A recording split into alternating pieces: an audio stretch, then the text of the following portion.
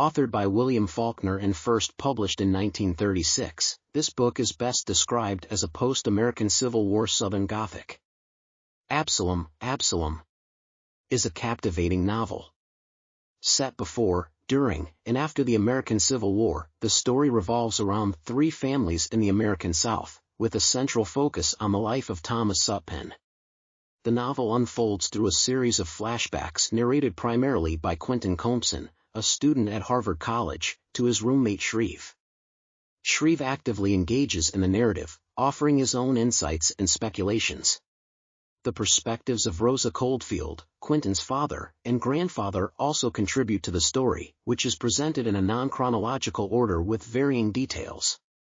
This layered storytelling gradually unveils the true events surrounding the Sutpen family, leaving the reader more certain about the characters' attitudes and biases than the precise facts of Sutpen's life.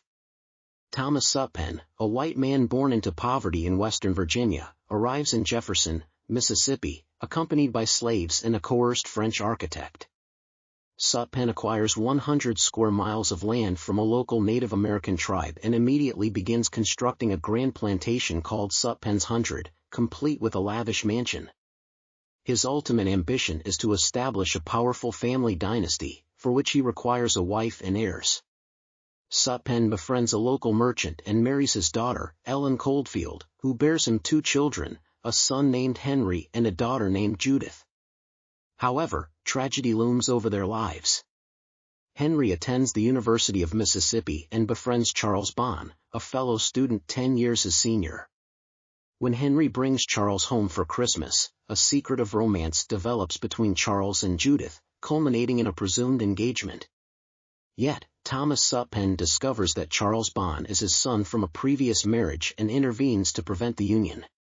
In the past, Sutpen worked as an overseer on a plantation in the French West Indies. He married the plantation owner's daughter, Eulalia Bond, and they had a son named Charles. However, Sutpen learns that Eulalia has mixed-race heritage, leading him to declare the marriage void and abandon his wife and child, though he bestows his fortune upon them as moral compensation. The novel later reveals a formative episode from Sutpen's childhood, where he realizes that society values individuals based on material wealth. This realization shapes his relentless pursuit of establishing a family dynasty.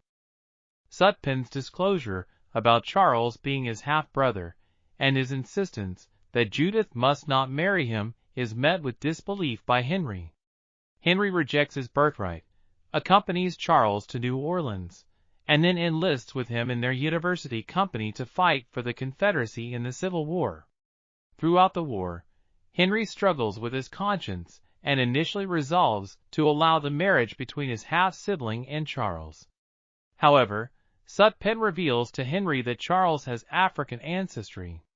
This revelation shatters Henry's resolution, and after the war ends, he enforces his father's prohibition by killing Charles at the gates of the mansion before fleeing into self-imposed exile. Following his return from the war, Thomas Sutpen endeavors to rebuild his dynasty in the plantation, which has dwindled from 100 square miles to a mere 1 square mile due to carpetbaggers and northern interventions. He proposes to Rosa Coldfield, his deceased wife's younger sister, who reluctantly accepts. However, Sutpen's demand that Rosa bear him a son before their marriage deeply offends her, leading her to leave Sutpen's 100.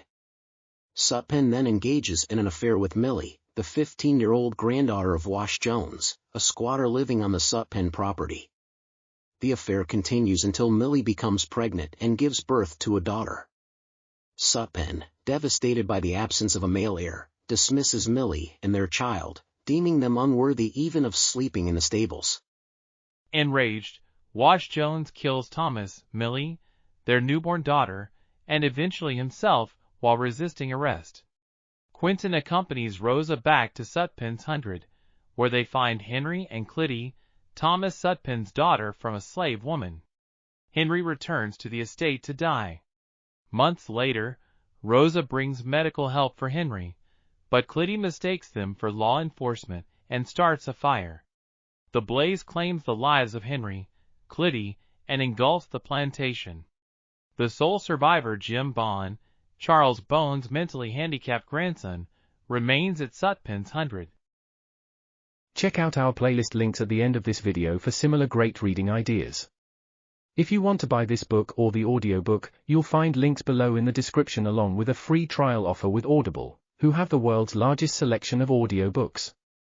Thanks so much for watching. If you've enjoyed this video, please don't forget to hit that like and subscribe button. We hope to see you again soon.